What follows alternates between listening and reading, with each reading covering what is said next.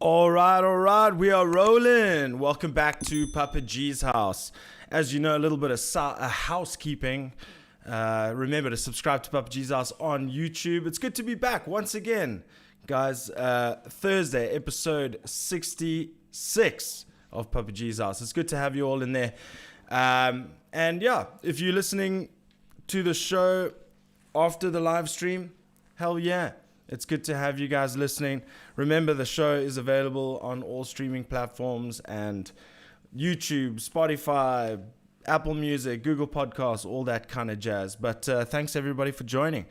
Got a cool episode lined up today. It's going to be a fun one, guys. I'm looking forward to it. But before you do anything, just go and click that subscribe button on that YouTube page. You're watching right now, so click that subscribe button and we'll rock and roll. But without further ado, let's get this party started.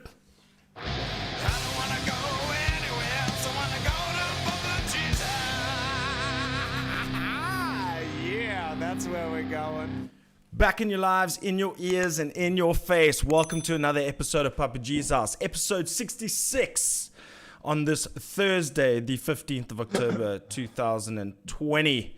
2020 has been an interesting one without a shadow of a doubt. But hey, I'm on the back of a 4-day bender. I celebrated my birthday. My other half is the day after me, so we usually take about 4 days to celebrate our birthday. So my liver is hurting, my body is hurting, but we shall continue the show. And I've got a very, very special guest this evening. Guys that have been around for a long time, they've been putting hard work. In 2020 have released a brand new album, and they have plans for tours in the UK and all that jazz. So I'm super excited to chat to Greg Allan of the Medicine Dolls. So guys, let's have a party and catch up with Greg of the Medicine Dolls. I'm looking forward to it. They just released, I don't know, I mean, we'll get all the details, but you know, they've been up to so much. I mean, they just shared today, well, I don't know if it was shared today, but I saw a beautiful rendition of one of their covers one of their songs covered in filth live on Discover TV. And damn, I've always wanted to do one of those rooftop things, but we'll find out all about it. I think that was around November 2019 sometime. Super cool. So without further ado, we have Greg from the Medicine Dolls. What's up, Greg? How you doing, my man? Hey, Gareth. Cheers, man. Cheers for having me on. 100%, man. Well, we've got lots to talk about. I mean, 2020 has been a weird year for everybody, and I'm sure it applies to you as well. So let's start off with this. First of all, how are you doing, and how have these last 7 months treated you? Yeah, well, as you said, it's probably the strangest period in anybody's life. 100%. It's hard to describe, but we're doing all right. I think this album coming out has I don't know, I think sort of feels it's kind of in place again. Just sort of this, we lost a few mates, and that was super hard to deal with. Not from COVID, mind you. I mean, COVID-induced suicide. Yeah, for shame, man. I'm so sorry to hear that. My condolences to you, and the family. It's a horrible way to kick off the show, isn't it? Yeah. 100. Listen, there's no holds barred on the show, so if you want to speak your mind, I'm here, certainly. And I'm all ears. So this is the next hour is dedicated to you.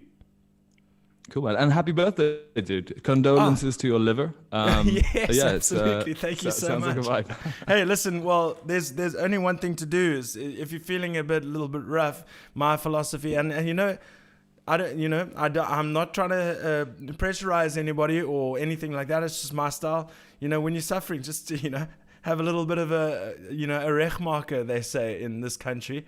But yeah, Hair of the dog. Well, that's it. The hair of the dog. So tell me more about that. So, I mean, it's been a rough time for you, but at the same time, it's been a creative journey at the same time. Yeah, no, certainly. We finished up the majority of the tracking in, I think we did the record over December, January, sort of beginning of January. We finished stuff up, and then it was due for release in April. I think it was April. And then obviously, it all got put on ice. But in a way, that was kind of a creative silver lining. We got, 6 months to overthink things and stress and pull our hair out and go over everything with a fine tooth comb. A millionth point that we were really stoked with the record that we put out. So, 100%. And a couple of extra tunes as well that we did sort of in the flat to keep ourselves busy. And then Matt at Just Music, and he kind of put a little bit of magic on him. And and we that's popped them on the album. So 4 extra songs. Yeah, well, that's exactly that I was gonna say is that not only have you guys had such a creative time in getting this album out. I mean, 14 tracks on an album is basically unusual in this day and age, especially locally. I mean, you usually get the 9 to 12 songs, or 9 to 11 songs, but then 14 songs is a real offering. It's a real product. Like, I mean, I'm not saying that I mean, a lot of people will go, oh, fuck you, Gareth, it's because it's quality, quantity, whatever the case may be. But 14 songs on an album is a lot. I think we lost you, but there we go. There you go. There was so much more that, like, I think there was so much more.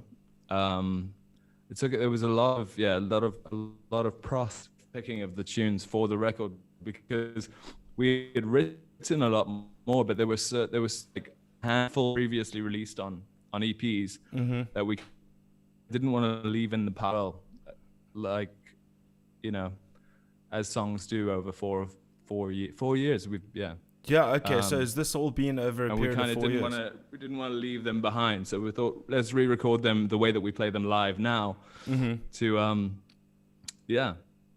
Okay, nice. So there's all this material that I'm sure will turn into an EP within the next couple of Wow, okay, so you've been super active, because, I mean, so actually just before we started talking now, I put Filth and Wisdom from start to finish, and I only finished Kiss Kiss Kill Me like literally 5 minutes before we started the show.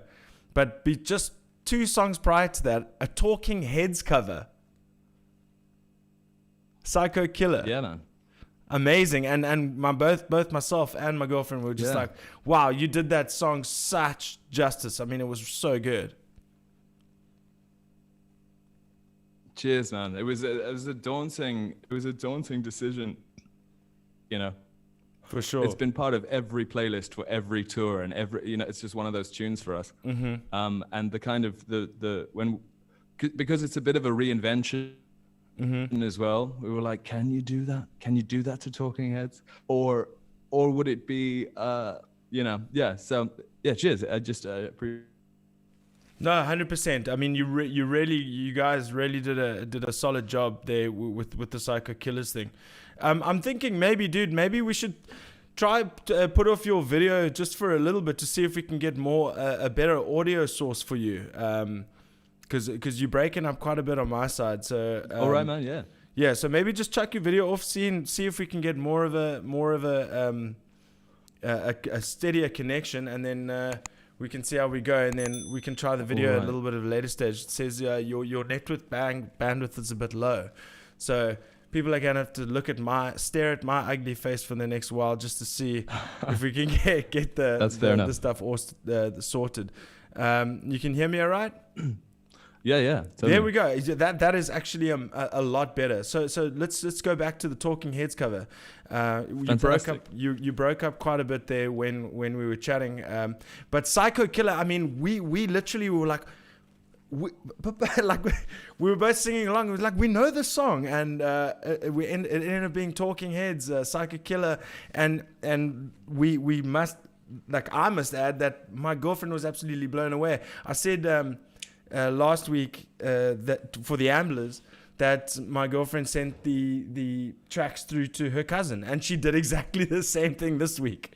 It was absolutely amazing. So nice so congratulations on that. I mean, what a great rendition. I mean, how do you feel about doing a cover, and when someone listens to a cover and compliments you on the cover, and then before your original music? It's just, I was so surprised. How does it feel when you deal with the? Can you hear me, man? Yeah, I can hear you. Yeah. So my question is, it's sort of cut out for a second there, but okay. So how does it feel when someone's like, they compliment you on a cover, and they're like, oh my God, you did so well on the cover. A lot of people in my, circles and stuff, they say, I don't like to be complimented on covers. I'd rather be complimented on the original music. Oh no, man, I a massive compliment. I think to sort of dive into recording a classic like that. Yeah, I mean, absolutely. That's why it must have been so stressful. Concept, but yeah, definitely, and yeah, I guess the reworking of it as well is part of the stress. But I guess slavish covers where you're kind of doing everything identical to the original tune is I suppose that's a different game. I guess our cover of, I don't know, man. We also did B-52's Rock Lobster. Yes, I did. Yeah, track 8. But I mean, I think I was busy setting up, and she was sitting in. I was up and down, but it just such a collection of songs. I mean, it's so amazing. Yeah. The compliments on the cover concept, I think we take them with, there's not even a pinch of salt as far as like, yeah, I think they're sort of reworked the way that we sort of hear ourselves, and I guess those two bands are such huge influences on us. Yes, absolutely. That yeah, I don't know. Yeah, I guess to answer your question, compliments on covers are welcomed in the Dollhouse. Absolutely. No, but I think I posed the question a bit wrong, in the sense that it's so weird when people when they go straight to complimenting the cover, and I found myself guilty of it already. I was like, that's the first thing I can associate is Psycho Killer, from Talking Heads, and totally we should be talking about Danger Disco and that kind of stuff. I guess it's like the Narrow with Lonely Sunday Morning. I'm sure. Yes, I'm absolutely. sure at some point they were like, guys, we have albums of our own tunes. Like, yes, absolutely. I'm sure they feel the same way. I think they're reworking of that as well. Okay, now you just told me something, because I never knew that was a cover. Lonely Sunday Morning. Is that a cover? Yeah. Hectic. It is. Yeah, I'm not sure who it's by, but yeah. Okay, I never knew that. But their version, speaks volumes. It's an absolute banger. They made it their own, and I guess that's all you can try and do when you record and release somebody else's work. You got to put your stamp on it as hard as you possibly can. Push it down on the page. 100%. How about we try and get it's still telling me that your bandwidth is pretty low. So let's just, I guess we can try put the video back on, and then we can see how we do. Yeah. Cool. It's kind of weird talking to myself in the camera. There we go. I guess for me, I can still see you, so I still feel like I'm having a conversation. Yeah, for sure. There we go. No, okay. I think the audio less is fine.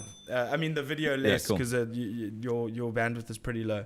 All right, so let's That's fine. talk about the, you know, you said it was over 4 years. Basically all the entirety of the album. So how did that go? When did it all start? What was the process behind, you know, getting a 14-track album there? I know you say thanks COVID for the extra 4, but for the original 10, what was going on? Because it's just recently been released. When was it released actually? For the date? 2nd of October. So, It's, I mean, like jeez, 2 weeks ago. 2 weeks ago.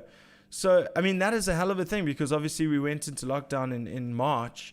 So tell me what that whole period, when did you start, and then how did it affect the recording process when we went into lockdown?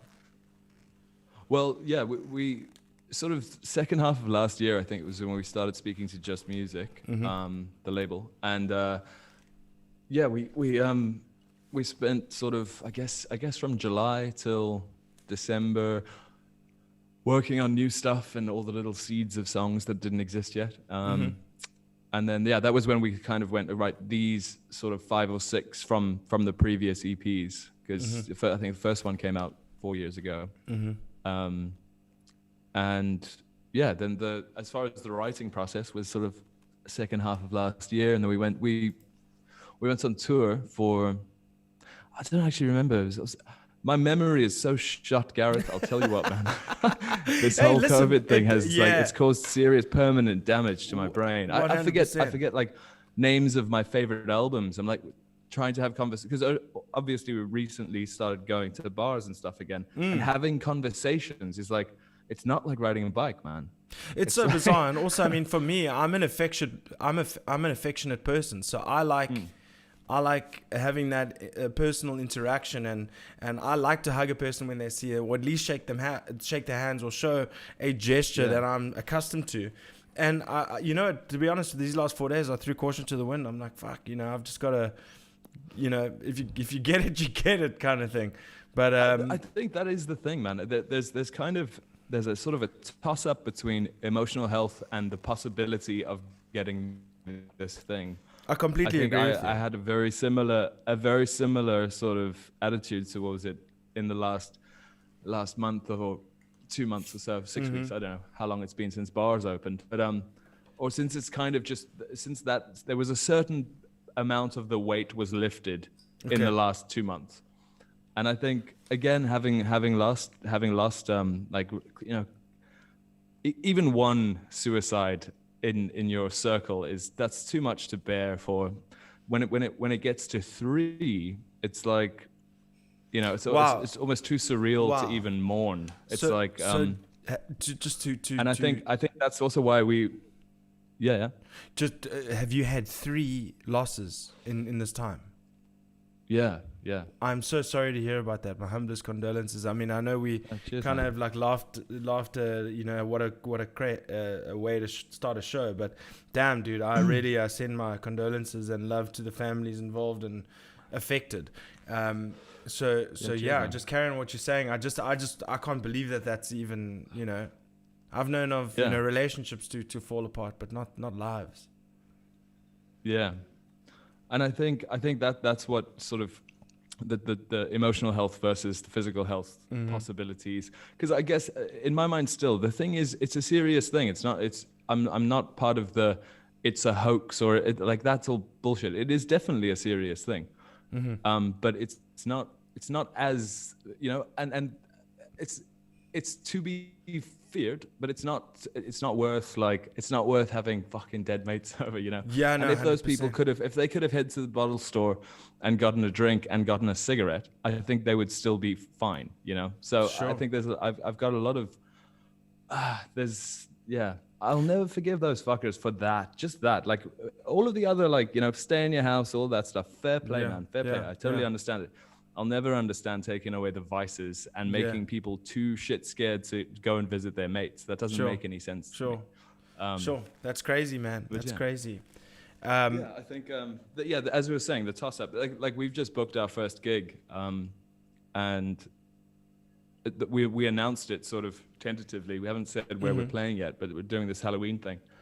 and we got a bunch of mail going like, "That's so irresponsible," and I was like, "I Are you get serious? ya." I mean, and like I guess mail to your disclaimer, inbox. yeah, and I think for me, like the disclaimer that we will say is like, you know, if you have some sort of pre-existing condition, don't come to a rock show. Yeah. If you live with your grandmother or your parents and they're like of a certain age, don't come to the show completely. But I think I think the one thing that Yeah, you need to take into consideration is that what you're doing is not against the law. So essentially, that's yeah, that's the only rule that you need to play by. I mean, people, I mean, Greg, how about this? Aren't you just happy that you've got a big enough following in order to get hate mail? oh certainly. Yeah, so you know what I mean. So, guess so. No, certainly. welcome the hate, welcome that those messages. Oh, we do because massively. Yeah, that we shows get that, a lot of that. Yeah, I mean, there's not. I see no problem in positive or negative publicity. Definitely, man. Definitely. Yeah, speaking actually of publicity, the one thing that came across my when I first discovered you guys, and it was in such a way that it's not normal. When I know you were playing an acoustic show and got harassed in a bar. Yeah. So tell me about that. I mean, that's crazy. I mean, that kind of went like viral, like because I mean, it came across my timeline and it was sent to me and all that shit.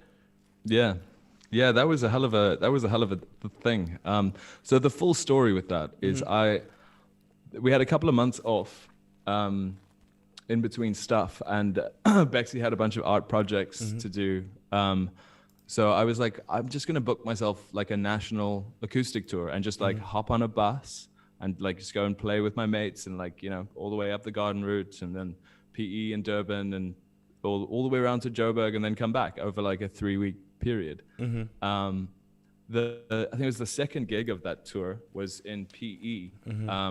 This was before the Hillcrest viral video thing happened, which I think is an important part of the story to know, based on just like the gravity of the situation. So the second show of the tour, I played a gig in PE with some mates of mine, and after the show, this sort of burly man came up to me at the bar and sort of almost passive aggressively wanted to buy me a shot, and I was like, "Oh man, I can feel your vibe. This is not a hey, I enjoyed your gig shot. This is this is some kind of passive aggressive shit causery occurring."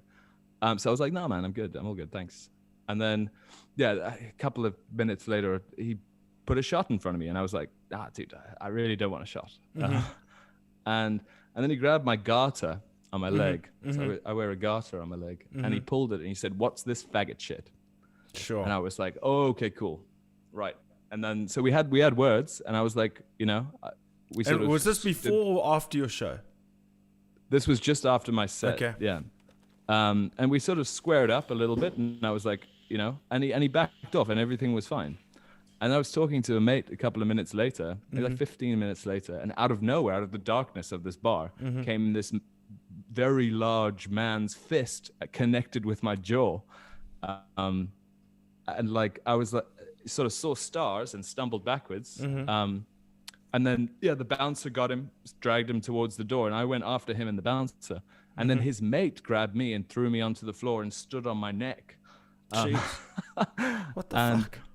And I was lying on the, I was like, you just, I obviously didn't know it was his mate at the time, but I was like, did you just see me get punched in the face out of nowhere? And then you just really hate people who get punched in the face. And then so you just throw him to the ground and put your, that's crazy, man. And so there was, that was a huge, like, it was a real bummer of a night. And then I got to Durban and I played this place in Hillcrest called Station Masters.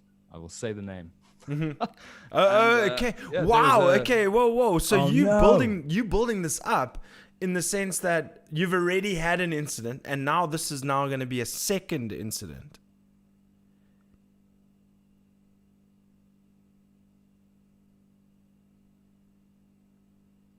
Are you there, Greg? We may have lost Greg. Let's see if we can reconnect. you're staring at my face in any event. Hopefully he can reconnect. The connection was a little bit loopy. But how about we check out the comments if there are any?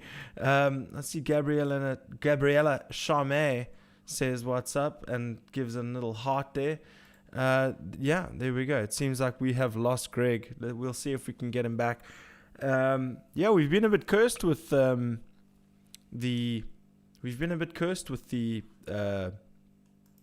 networks and stuff of late. I think it's quite bizarre that we've gone from episode 30 to episode 66, and the last couple of episodes have just been a nightmare in terms of yeah. Prime 8 Highball was just getting to the exciting part. You're damn right, man. So I'm hoping he's going to reconnect. Hopefully we can get him back on, and hopefully the video can work as well. Yeah, it was getting super exciting. I was like, yo, the massive cliffhanger. Thanks, Paul Hoffman, Horseland, man. Thanks for the comments, guys. Hey, flood this chat so we can have a couple of words while we possibly try and get Greg back in action. But good to have you guys in the chat. I see some of you guys in here. I really appreciate the support. Really appreciate the help. I was getting so keen getting into the Medicine Dolls. So I tell you what we're going to do. I'm going to play their performance on Discover TV. Or let's go check out their YouTube channel and see if we can get a little Medicine Dolls song going there. I'm sure they won't mind. They can forgive us later if that's the case. You know what I'm saying? So let's just check that out. Let's see. Yeah, I was getting invested in that. Laugh my ass off. I know, but these things happen. So what can you do? It's how you deal with it. And this is how we're dealing with it. So, we're going to check it out. They do have some music videos out. I wonder if the guy got to Greg and that's why he's gone. Yo, that's hectic. There we go. Covered in filth. We're going to check it out. Guys, keep coming in the chat. Don't come in the chat.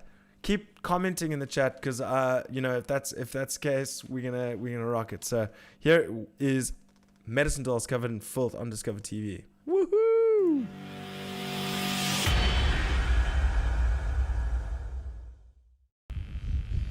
Hey, I'm Carrie Ann, and this is Discover TV South Africa, hanging out at Early Dolls today. Hello. Yeah. Windy, and it is lovely.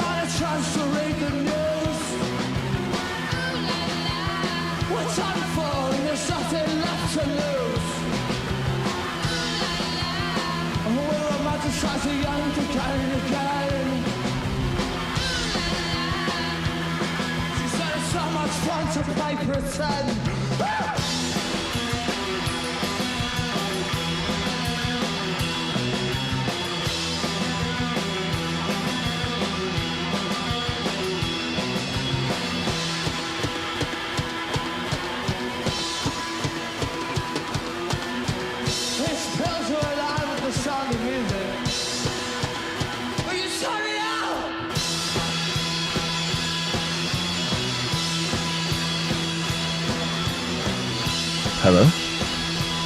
Hello? Hey, man. Sorry about that, man. That's.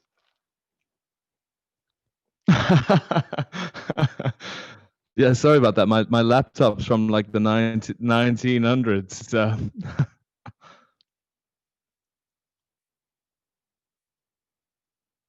Sorry, there we go. I must say, while we're at it, just sorry everybody, I muted my mic for a bit, but don't worry about this. This is the beauty of live podcasting. This is why I want to do it live, because if things go wrong, people get involved in the chat. We can have a good old time, and I absolutely love it. And I've learned not to give a fuck, Greg. So it's a great time to be alive, my man. And just watching that video, when you were saying that the bouncer and the guy stepped up on you, you're quite a tall dude. How tall are you? You must be sick. You above 6 feet? Yeah, 6 foot. 6 foot. But yeah, this dude must have been sort of more than half a head taller than me. He was a big dude. Yeah. And yeah, okay. Fucking hell, man. It was a real, like, sort of, I think it was the first time in my life I felt that, like, oh, that's what assault is. Oh, wow, like, okay, cool. Assault is different to, like, getting in a bit of a scuffle, which happens, every now and then. Yeah. But this was, I was like, goodness gracious. Yeah, especially when the other fella, when his mate sort of had me on the floor with his foot in my neck. Yeah. I thought to myself, this, I'm being assaulted. Yeah. I'm part of a crime right now. That is insane. I've never felt that during a bar scuffle before. No, 100%, like being assaulted. That's there's no feeling like it. Yeah, certainly. But do me a favor quickly, Greg, before we carry on, man. Just try and put on your video. It looks like you got a good enough connection. Yeah. They want to see your beautiful face, man. There's some people watching, and I think they want to see your face, and I want to see your face. Let's see if it doesn't. Let's go. Let's hold thumbs. And you know what? Like I said, if it doesn't matter, we can go back to this format, so it's not a problem whatsoever. Like, I've got no issues. Let's go. Cool. Start video. There we go. Woohoo! We have got him back. Let's hope. Maybe jittery. If it's not, there we go. Say what's up to your fans. There we go. Perfect. You're looking great. Oh, yeah. So let's. How's everybody doing? Hopefully not being assaulted in a bar in Port Elizabeth. In Port Elizabeth. So okay, carry on the conversation. So you were assaulted. The guy got involved in pinning you down, throwing you down, and putting his head in your neck, and his foot in your neck, and then we let's continue the story.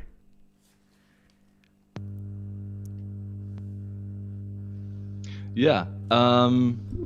So yeah, I arrived in Durban to play the first show there at a bar called Station Masters, and there was a dude sitting at the bar, and I thought, this is one of those sort of drunken barfly type characters that sits at every bar at 5 o'clock in the afternoon, and he sort of had this attitude that was slightly less than desirable, while I was sort of couldn't fucking move my jaw, and sort of had this big purple bruised neck, and yeah, basically went on, played my show, and during the gig, he after every song went sort of faggot, gay, and I was like, yeah, I sort of.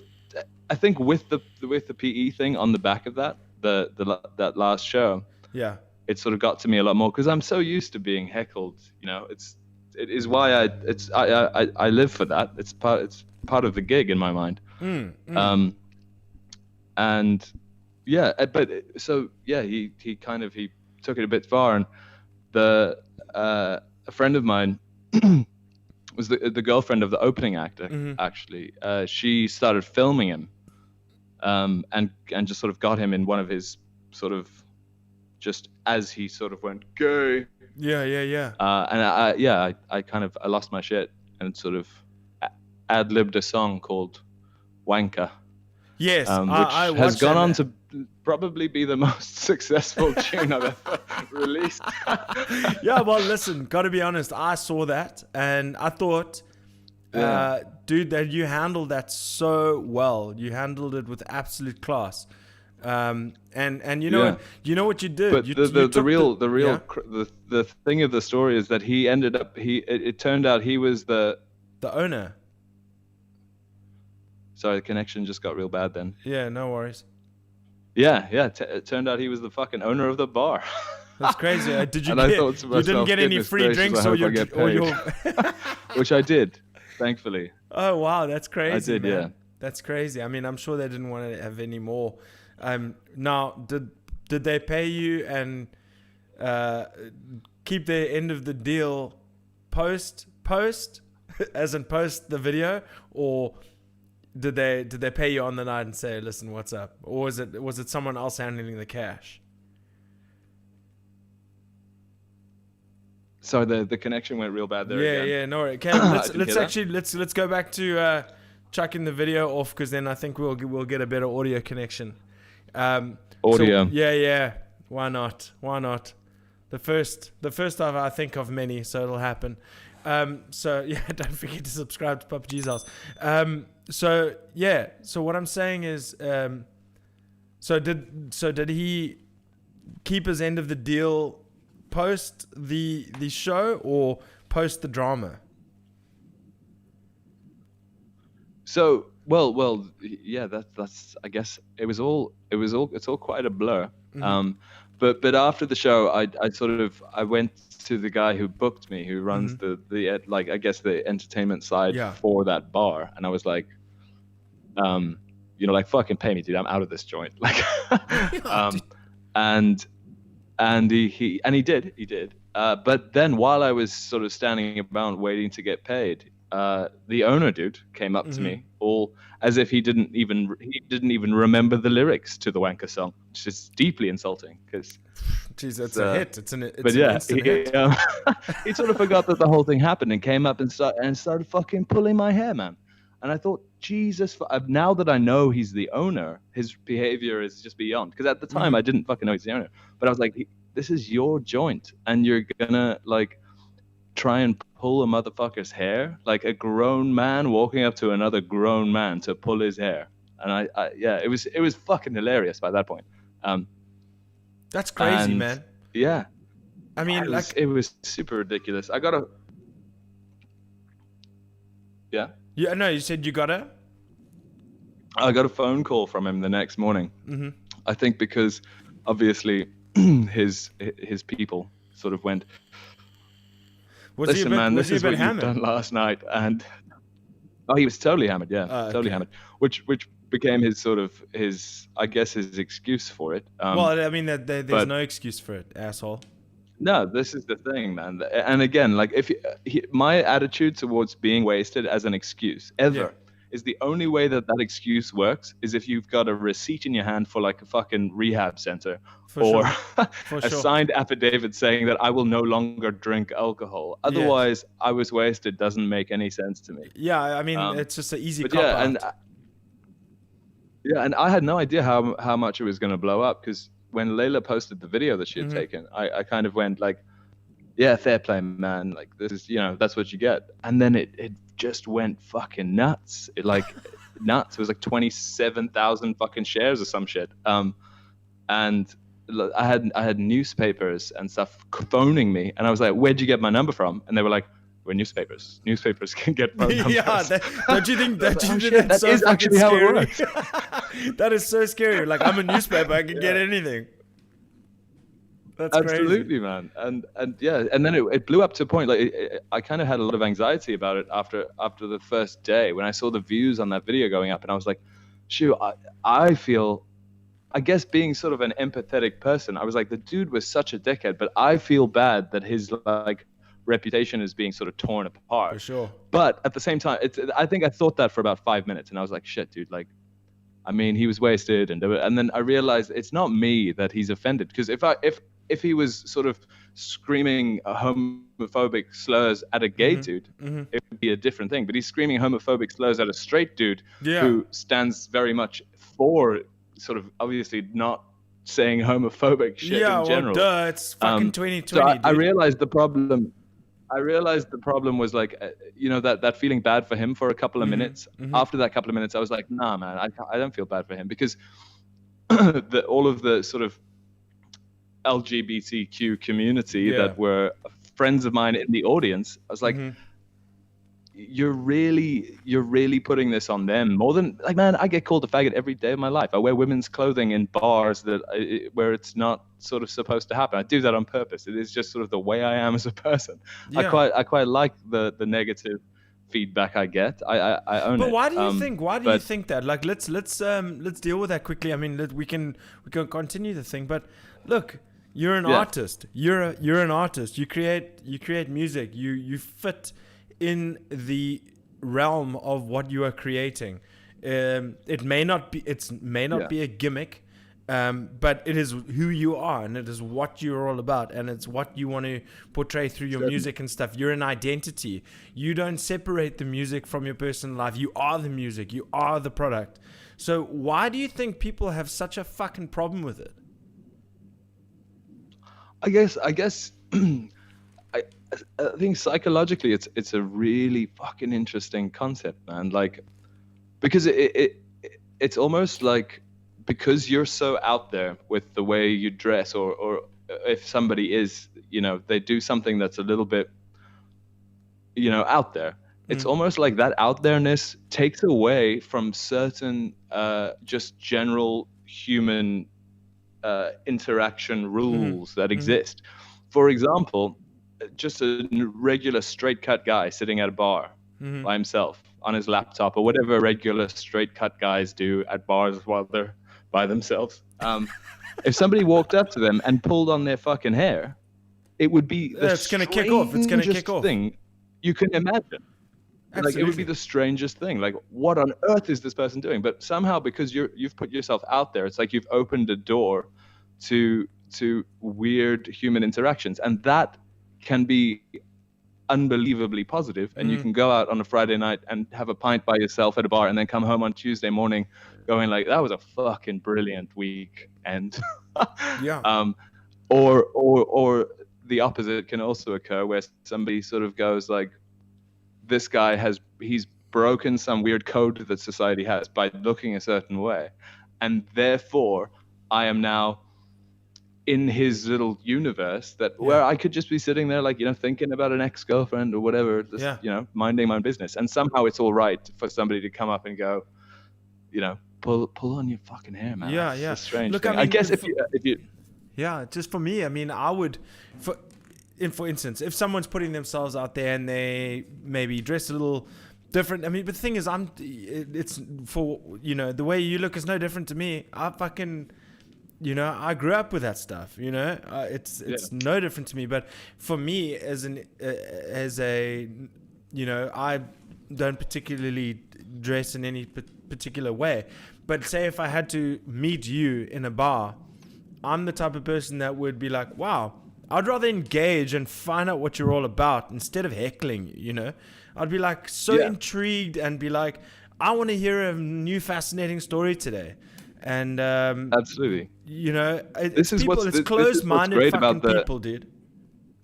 Yeah, this is what I mean by the, there's not a lot of gray area. There's not a lot of like in between. There's either that, like, it starts brilliant situations and conversations and whatnot, wearing your like freak on your sleeve, letting your freak flag fly, or some such bullshit, or it causes these like sort of strange, almost, it's like an anthropological study. And I like that. As the sound of that.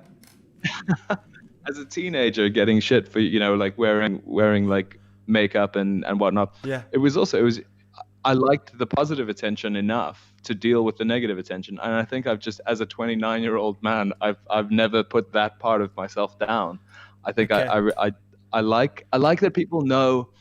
In a way, it separates separates people in a people are sort of disarmed by it. So I know if they're a dickhead after 3 minutes of meeting them.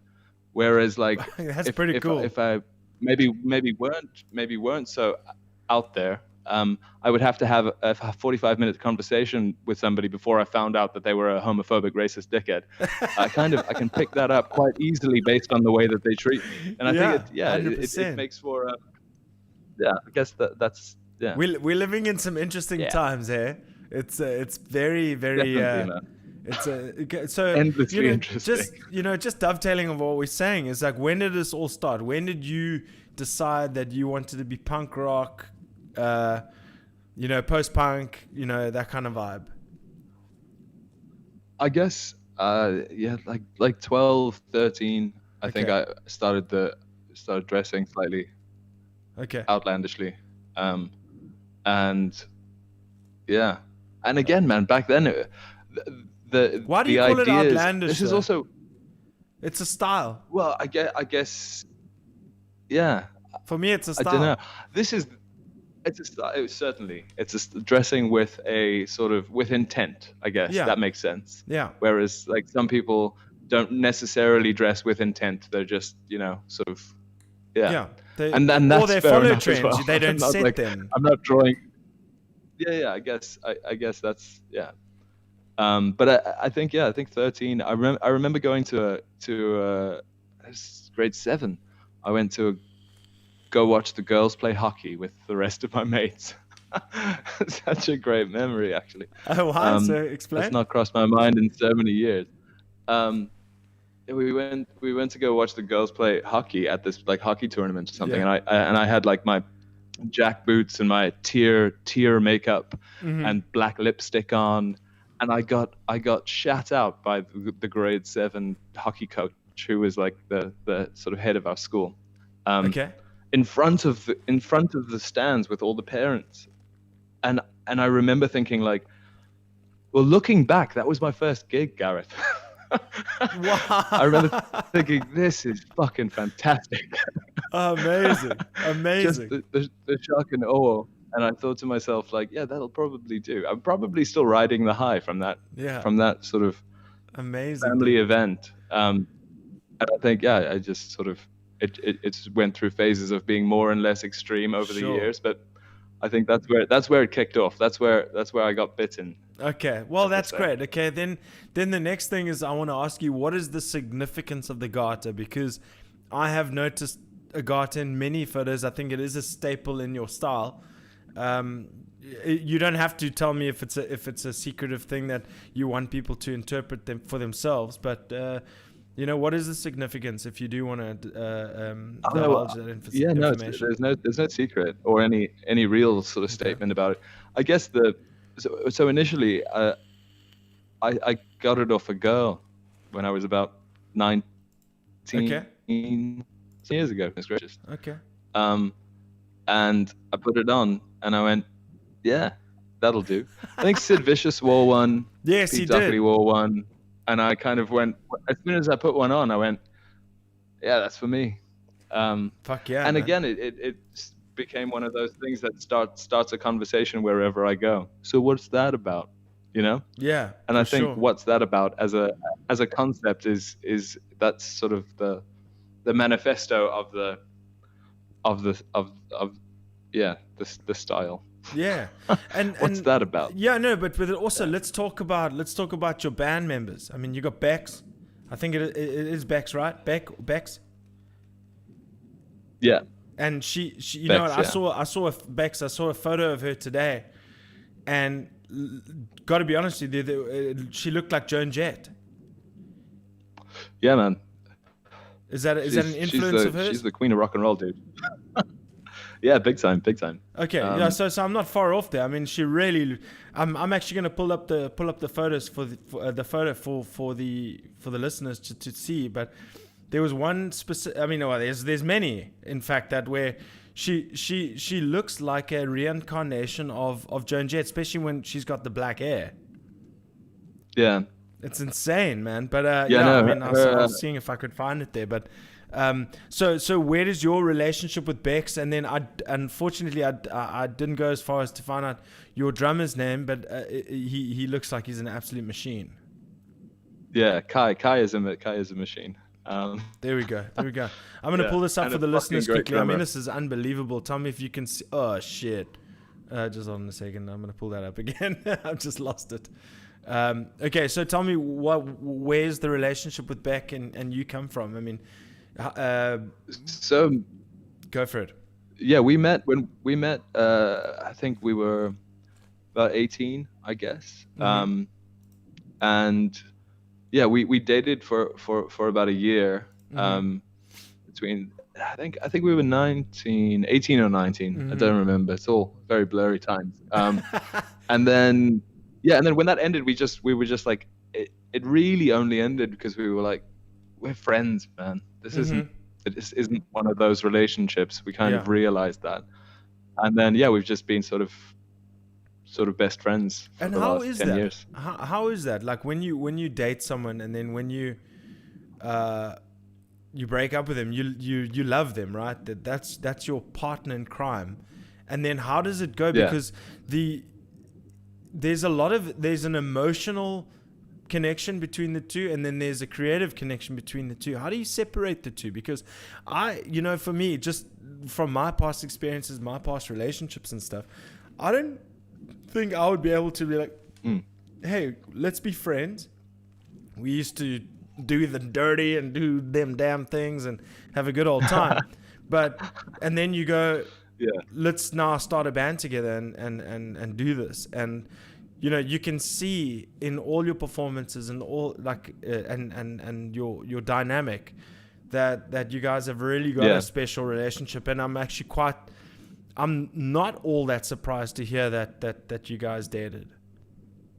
Yeah, I think there were obviously turbulent times. That's not Bex. Oh, what? Is that not Bex? Who's that? No, that's Gay Advert from the adverts. Oh shit! I thought because that was a bass guitar, Which is so another obviously big was influence what? on Bex. Oh, okay. I see. Yeah. I think that's. Okay. Well, fuck. You That's learn the bass new player things from the every day. adverts, which is one of my favorite bands. Sure. Hey, Okay. fantastic! They're a fantastic picture. That.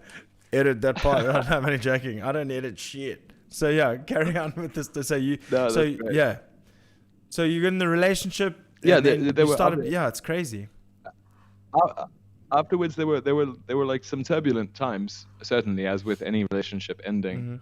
But then after like a couple of years, a year or two, we then our friendship was able to actually become a proper friendship and not like a kind of we're still friends but we're exes. The ex thing eventually goes out the window, and then we were just sort of best mates. Amazing. And then I guess when she moved up to Joburg when I was still in the anti-retro vinyls, and we moved in together. That was the real sort of. I guess that's where the band sort of started. I knew that band. I knew you guys. The olden times. Interesting. You learned new things. And then every when day. that was, it was only when that band, only when that band broke up did I sort of, for a couple of days, I went like, I've been doing that band for so many years, and I was like, I don't know what to do now. And yeah, I kind of went, I'm going to teach you how to play bass, Bex, because she had never played a note in her life. And I was like, I'm going to teach you how to play bass, and we're going to move to Cape Town, and we're going to sort of start a new band and reinvent ourselves. And then that's what we did. Yeah. Fucking A, man. That's amazing. That's amazing. That was beginning of 2016. Incredible, dude. I mean, like it's crazy. I mean, the whole amalgamate, like you've just blown my mind that you're in the anti-retro viral, because I didn't know that band and I was familiar. I mean, I think the last time when did you finish that band? Because I knew about that in about 2014, 2015 time. Yeah. That was just before we broke up. I think we broke up end of 2015. Wow. Okay. That's Yeah. that's crazy, man. Well, you guys started a new rad project, and the one thing I'm noticing here is, also on Spotify, you've got music all the way back to 2018. But when did the Medicine Dolls actually come about? When was the inception? 2016 September was when we started the Medicine Dolls officially. Mm-hmm. We moved to Cape Town the beginning of 2016, and we started a band. We were called the Nasty Narcotics. Okay. And Also rings and a then bell. that band name ended up being a very fucking bad omen. Okay. And basically, yeah, I ended up in hospital. No, on some nasty narcotics, Craig. And very close to death. Wow. And it sort of made me shift a lot of my sort of priorities, For and sure. sort of just my whole life in general sort of changed after that hospital visit. For sure. And then our guitar player ended up in the same situation about a month and a half later. Wow. And then when he left, he was sent to rehab. I probably should have, but I couldn't afford it, so we just sort of rehabbed ourselves. Okay. But when he went to rehab, he was unable to play, so we kind of went like, we're not going to carry on this band without him. So we kind of went, I'll play guitar, and the drummer was still in, so we were like, cool, change the name. Okay. And we became the Medicine Dolls, and from the moment we became the Medicine Dolls, like, I think there's just some sort of strange shift happened emotionally and spiritually, and in every sense, everything sort of felt like, right, this is what we're supposed to do. And just don't stay awake for 5 days snorting fucking meth, and you'll be fine. Yeah. Now tell me, does medicine and dolls have anything to do? Oh, see, this is okay. After that story, the irony is that the Medicine Dolls as a band name does come from. So, our favorite film in the world is a film called Withnail and I, and in that film, this is how we got the name, even though we're trying to straighten out a little bit. They've got this drug dealer, and he keeps all of his gear in a Koopy doll's head, and we were watching it, trying to think of band names, and his medicines in the and dolls. he refers to it.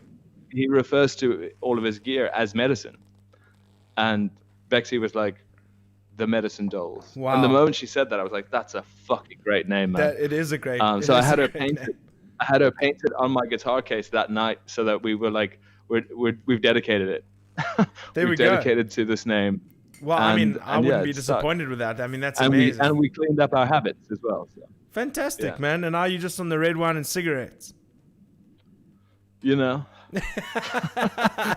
Hey, listen, I'm not complaining, brother. I mean, I'm a fellow alcohol and nicotine user myself, so we're all good. So then I wanted to check, because obviously Spotify being a newer platform, and obviously people didn't get their stuff on,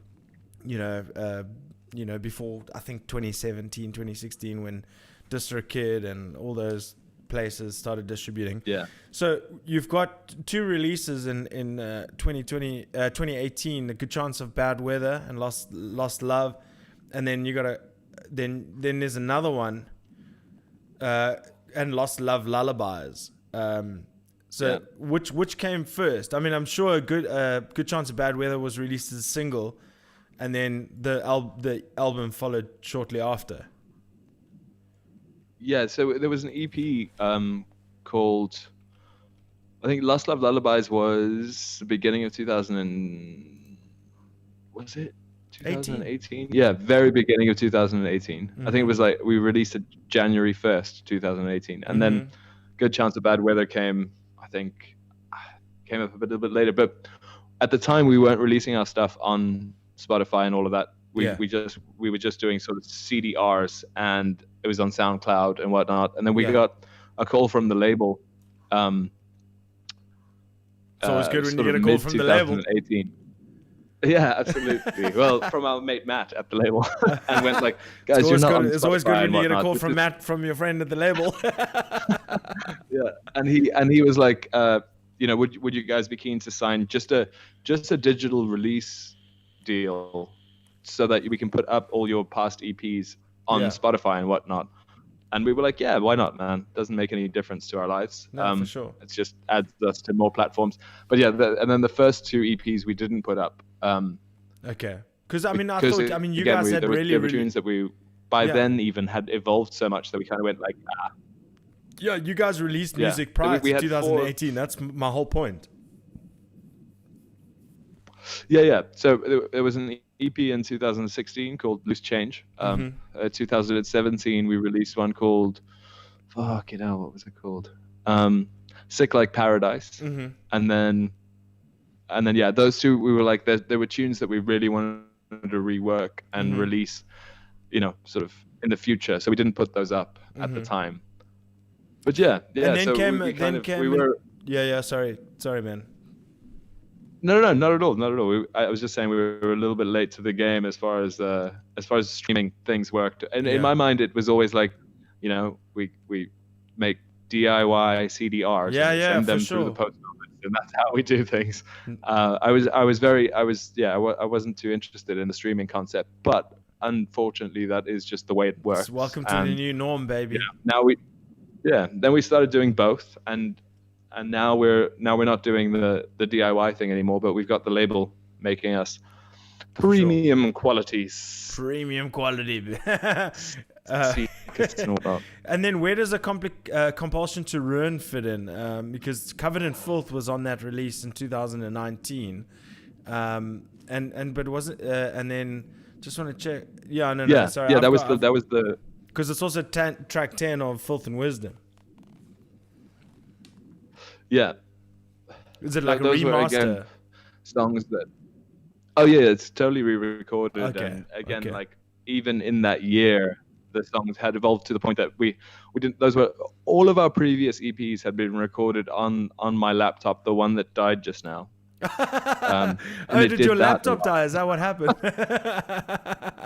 Amazing, dude. Yeah. It does this thing that old laptops do, where they just go, "I'm gonna have a little bit of a sleep now," and it doesn't make any sense. No, for sure. All of our previous stuff was recorded like that, and we kind of thought like there are a handful of songs that really deserve a proper production. For you sure. know, and yeah. Well, let's show the rest of your band members some love. Obviously, we've chatted about Bexy a little bit. Tell me about your beat maker, your backbone. Yeah, Kai. So strange. He was when we first moved to Cape Town. A good friend of mine, Kayla the Crow. Check her out as well. She's a great artist. Shout out. She introduced me to Kai. I think he was the first person that I was like, "Oh, you're a drummer. Hey man, I'm Greg. I've just moved here. Do you want to join my band? It doesn't exist yet, but like, do you want to be in my band?" Yeah, for sure. And he was like, "No, dude, I'm in my own band." I was like, "Oh yeah, that's how it works." I forgot about that. Yeah. Forgot about the fact that other people have. Everybody wants to be on. the general of their own band. So he was like, he had his thing, and we kind of we were never really close, but like we were in the same circles for a couple of years, and then when the drummer previous to, so we've been through 3 now. Kai's the 3rd. When the drummer before him left, we asked around, we were like, you know, hey, are you keen? But we weren't really adamant about anybody, and then we got booked for these festivals, and we thought like, we need somebody who's proficient as fuck to learn the set in a week and a half or something. So we gave him a call, and just for those 2 gigs, and he's still in the band 2 years later. So. Yeah, man. But that's synergy. That's someone who fits in the mix, and someone who enjoys the company. And you know, I'm pretty sure as far as I'm concerned, I can imagine you guys have some great fun in your rehearsal space. It sounds like the ciggies and the wine flows, and it sounds like it's a good time. Yeah, My kind of vibe. That's always. what I'm saying. But another thing is always a vibe. But yeah. Yeah. The one thing I wanted to say is that, when I first started listening to the music and stuff, and, I mean, the intro was, it gave it away for me a bit, but it's just like, when I heard Filth and Wisdom, I was like, please get one of these songs into a Quentin Tarantino movie. Absolutely, man. That's some dream-worthy stuff. But what do you think? Am I on the right track? I think that's really where that's where my love for surf guitar, surf music. Mm-hmm. That's like where it came from, I guess. I think when I started listening to like records of the bands that he has, snippets of like Dick Dale albums of surf music, I just remember thinking like, as a sonic like sort of intravenous fucking drug, surf rock just makes everything seem like cinematic in your day. Yeah, there's something super powerful about that sound. 100%. It's just I guess it's just cool as fuck, man. Like there's no other way to describe it. And funeral surf. Yeah, I mean, like, what the name is just like, wow. It's like it's a juxtaposition. Yeah, no, absolutely. I think that was also just a reference.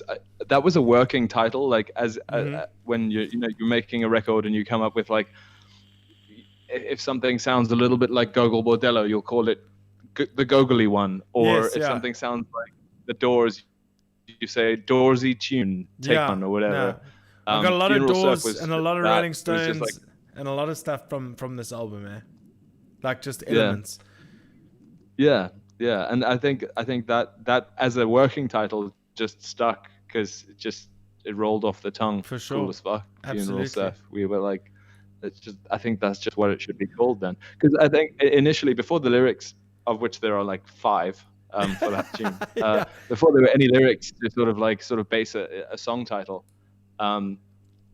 it was just like, it's super dark and it's got that sort of wobbly organy bit, and we're like, surf music and sort of Addams Family. I mean, Addams Family surf music. I love it. You gotta write a song to say surfing with the Addams Family. But what I was going to say is that there is a lot of use of some very, very nice elements in throughout the album. Some electronic bits, some I think it was like the organ, but those kind of things that you'll hear in the Doors music, and in the Rolling Stones as well. But fucking call my bluff, dude. Tell me if I'm talking shit. But kind of I've got, I've really. That's what the beauty of this show is. I love local South African music, and my usual routine now, because I don't really get an opportunity to go do a deep dive and all that kind of stuff.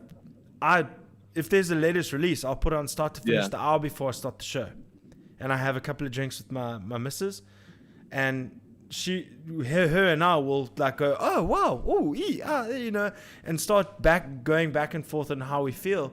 And I got to be honest, man, and I don't lie in these situations. And I said that with Justin with the Amblers last week, is that I don't lie. I don't know what it is, but I'm usually a metal guy and all that kind of stuff. I'm loving it, dude.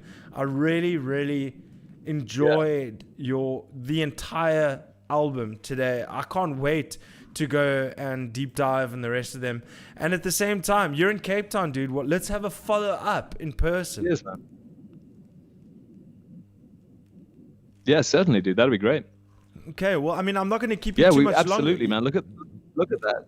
Yeah, I mean, Look at amazing. that Mr. G's house behind you. That looks like the kind of place where an interview should take place. Well, I mean, this is the whole thing. I mean, listen, me being with the Zoom and stuff is a little bit more COVID conscious. I've bought a brand new camera last week. Haven't even started using it. So this is my old camera.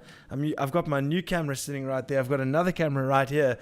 And I'm just waiting for the opportunity to I've still got to set up another mic on the 3rd if I'm going to have multiple guests. So that was the mainly reason that I didn't get you and Bexy in here. But I definitely think that you and Bexy need to make a trip sooner rather than later because, dude, you've got tours booked in 2022 in the UK. Tell me about that. Yeah, man. Yeah, that was a hell of a Zoom meeting. Nice. This promoter from Manchester got in touch with us. He sends us a mail, and we were like, yeah, cool. We see mails like that fairly often, and then we check up on the dude who sent them, and it's normally like, fair play, like I get you, but that's not, And we checked up on him, and he's worked with some of our like favorite fucking bands. So we were like, brilliant, let's have a chat. And the chat turned into sort of a tentative confirmation on things. And then that tentative confirmation on things turned into a pretty legitimate confirmation on things. Obviously, sort of weather permitting as far as pandemic-y shit goes. Yeah, of course. I mean, fuck. Well, what can you do, dude? This is also why we made it 2022. Like sort of very beginning of 2022.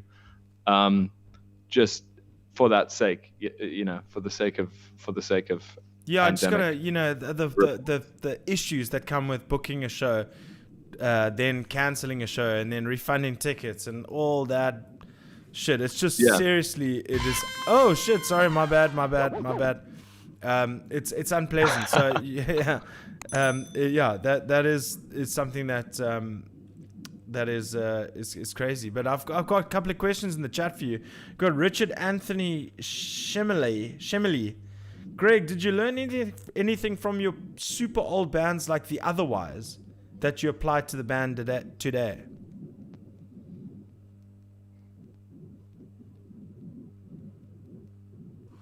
Are you there? Goodness gracious, Chemley! What a good question. Okay, so do you know Richard? I do, yeah. Okay, he's cool. He's Bloemfontein's radio hero. Okay, sick. What's up, Richard? Thanks for joining the chat, I think man. that was high school for me. Like after dropping out of high school, that was sort of from 16 until sort of 19. That was my whole life. And I think we learned so much that we still apply today. Okay. About brilliant. touring and about the importance of again, like as far as touring goes, that was when we learned that it really matters how everybody else in the car feels more than the budget of the band goes, or more than anything in the world. Everybody's got to be morale is touring. Touring is the morale of the group is the most important thing in the universe. Otherwise, you will end up murdering each other after a week and a half on the road, or 2 weeks or 3 weeks on the road. No doubt. So there's a lot that we learned from those first years as the Otherwise. Goodness, I haven't even said that band name out loud. Hey, well, listen, years. You never know what's gonna pop up at Papa Jesus, brother. I've got Glenn Watling from a mill band in Cape Town called As Time Divides. He goes, "Don't stay awake for 5 days snorting meth" is his new life motto. Live by it, man. Live by it. Amazing. I love it, man. But yeah, dude, so you've got all these tours lined up. You've got this amazing, and I'm going to say amazing because I find it fucking amazing, a 14-song album called Filth and Wisdom that has been released on the 2nd of October. I'm proud of you, dudes. Like, I mean, this is kind of like I really want to be able to tell you in person that I'm now a newfound fan, dude. It took man. It took for that me. means a lot, dude. Yeah, 100%. It took me from watching your viral video of, you know what? That's the thing. Devil's advocate. Can I pull devil's advocate quickly? Yeah, You should have recorded the song Wanker. the Wanker song. You should. I think you should still record the Wanker song. Yeah, absolutely. So- It's a fucking banger, man. Well, there we go. You should do it. This is me as a fan saying I want to hear Wanker recorded. Yeah. But so listen. So what are the plans for the rest of the year? Obviously, we're in COVID times. It's a very strange, universe we're living in at the moment. You've just released a 14 track album. You also just mentioned that there's an EP in the mix. I mean, what the fuck, man? You guys are just pounding the stuff out. Yeah, certainly. I think that's pretty much as far as the rest of this year goes. We're busy working on a film, a documentary about the making of the record. Sweet. And that'll probably be out in about a month's time, I guess. Amazing.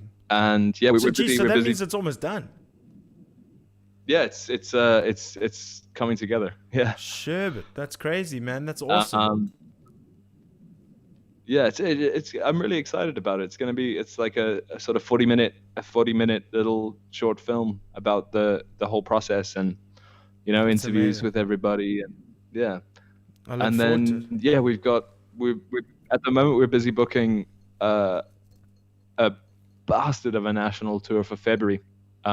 Wow. That again, like we hope that there's no more big spikes and whatnot. As far as legislation goes, we don't want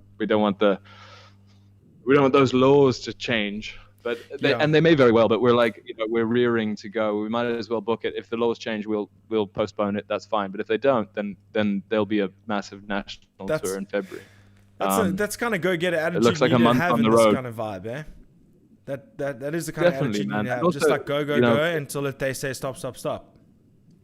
Yeah, and this is our like livelihood and our sort of it's our career. We don't have 9-to-5s to sort of ease the strain. So for us, a tour is a couple months rent, and without a tour, like, for example, this year has been just unbelievably deadly. Luckily, we've had a landlord that's been kind of sort of pay in dribs and drabs where you can, but even that at this point is kind of, that attitude is slow, very very quickly shifting to like, hey man, yeah. I helped you out for 6 months, but and I totally understand. So yeah, no, for sure. I mean, like, for some people, business is business. But at the end of the day, are you taking advantage of any sort of like busker, like live streaming shows or anything like that? Yeah, we did for a while. That was actually what sparked the recording of those covers. We did a couple more as well. But it was kind of like we posted them as a kind of online busking concept, and we were like, here's this thing we did. Like, here's our bank details. If you dig the tune, send us a rand or two. For sure. And that did fantastically. It really, really helped us out. Everybody that donated, we can't thank enough. Like, it legitimately put food on our tables during that couple of months. And then we just our album launch was a live stream. It was on the day of the release, 2nd of October. We did a live thing with Urban Sessions. Shout out to them, fucking Sweet. Legends. Awesome. Yeah, and I guess we did as much as we could. This is the other thing, like the emotional strain of that couple of months was so all encompassing. For sure. Horrible thing. Listen, that like it's not been easy, yeah. Yeah, it was like we kept beating ourselves up for not doing more, even though every day was as productive as we possibly. Looking back now, every day was productive as fuck. But at the time, I think we were beating ourselves up because being productive as fuck within 4 walls just doesn't. You don't sort of feel like anything is occurring. Yeah. And crazy. only once the record came out, it was a huge shift in our attitude and our mental health has really improved since the record came out. Yeah, I mean, look, I can't imagine being in that same situation. I mean, it must be hair raising. It must be daunting. There could so many adjectives that you can attach to it. But you surviving, you've put the stuff out. You've you know, you've come across adversity, you've come across abuse, and you're still going. And that for me is absolutely admirable, man. I mean, I've honestly enjoyed that album, and I will continue to be a fan. I've literally just followed you on Instagram and the whole thing on Instagram. I mean, just your Instagram page is so artistic as well. You got so many old artists on there, your inspirations, and you know, your social media presence as well is also very, very, very on point. Cheers, man. Yeah, so I mean, it's cool. It's another silver lining of the lockdown. We learned how to use Instagram. Yeah, and seriously, dude, you must just keep going. You know, that if there's any advice from me, is, you know, it's just keep it going, because you know, nothing ventured, nothing gained. And I think you guys have got a great following on social media. I think you guys have got a great sound. I think you not only have that modern feel, but you got that nostalgic feel as well. So I'm a big fan, and I can't wait to meet you in person. I'm pretty sure I've met you in person before, but I was probably hammered out of my mind. Because that's what happens when I go to shows, bro. I'm pretty sure we have, yeah. Yeah, we have, definitely, dude. There's no shadow of a doubt. So next time that we see each other, we must make a note to say what's up and have a drink. And this time I will buy you a not so passive aggressive shot. Merci beaucoup. Cheers, man. Merci beaucoup. Très bien. So on that note, Greg, it's so cool to be chatting to you. Send my love to Bexy. Send my love to Kai. I look forward to seeing you guys on a stage soon in Cape Town. Good luck for the rest of the album cycle, whatever is possible. Please keep me posted of any new news. And at the same time, I look forward to having you back, man. It's been an absolute pleasure chatting to you. Hour and 22 minutes has gone by like crazy. Fantastic. Cheers, man. Really appreciate it. Anytime, man. Well, this is Papa Jesus. This is Gregory Allan from the Medicine Dolls. What an absolute great conversation. I look forward to chatting to them again. But this is Papa Jesus, episode 66 with Gregory Allan of the Medicine Dolls. Until then, we say peace. Peace.